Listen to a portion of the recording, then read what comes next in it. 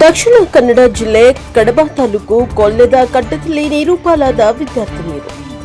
ತಂದೆಯಿಂದ ದೂರು.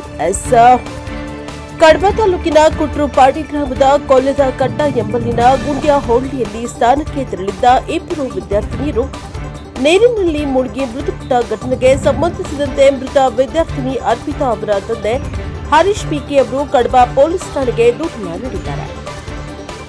ದೂರಿನ ಪ್ರಕಾರ ಮೇ 8ರಂದು ಮಧ್ಯಾಹ್ನ 15 ವರ್ಷದ ಅರ್ಪಿತಾ ಹಾಗೂ 21 ವರ್ಷದ ಸುನೀತಾ, ಅಕ್ಷತಾ ಹಾಗೂ ನೆಟ್ಟಣ ನಿವಾಸಿ ಶ್ರೇಯಾ ಸೇರಿದಂತೆ ಕೆಲವರು ಕೊಲ್ಲದ ಕಟ್ಟದ ಗುಂಡಿಯ ಹೊಳೆಗೆ ಸ್ನಾನಕ್ಕೆ ತೆರಳಿದ್ರು. ಸಂಜೆ ಸುಮಾರು 4:30 ವೇಳೆಗೆ ನದಿಯಲ್ಲಿ ಈಜಾಡ್ತಾ ಇದ್ದ ಸಂದರ್ಭದಲ್ಲಿ ಅರ್ಪಿತಾ ಮತ್ತು ಸುನೀತಾ ನೀರಿನ ಆಳ ಅರಿಯದೆ ಮುಳುಗುತ್ತಿದ್ದಾರೆ. ಜೊತೆಯಲ್ಲಿದ್ದವರು ರಕ್ಷಿಸಲು ಪ್ರಯತ್ನಿಸಿದ್ರು, ಸಾಧ್ಯವಾಗದೆ ಬಳಿಕ ಸ್ಥಳೀಯ ನಿವಾಸಿ ಜಾರ್ಜ್ ಅವರ ನೀರಿನಲ್ಲಿ ಹುಡುಕಾಟ ನಡೆಸಿ ಇಬ್ಬರ ಮೃತದೇಹಗಳನ್ನು ಹೊರತೆಗೆದಿದ್ದಾರೆ ಎಂದು ದೂರಿನಲ್ಲಿ ಉಲ್ಲೇಖಿಸಲಾಗಿದೆ.